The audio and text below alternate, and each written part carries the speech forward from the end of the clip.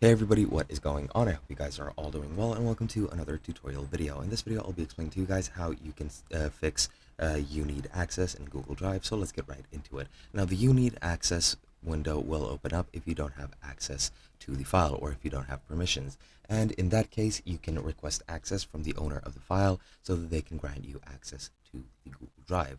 Now, if you have access to the account that uploaded the file and that is the owner of the file, you can very easily manage the access and add that file, add your other account to that file, or you can ask the owner of the file to add you. And the way they add you is just click on the file that they want or that you want to see, click manage access, and then you can add any people that you want. You can click whether you want to notify them or not, the role that they will have, and then you can click share very easily. That is an option, or if you want, whoops, I'm not sure why that happened.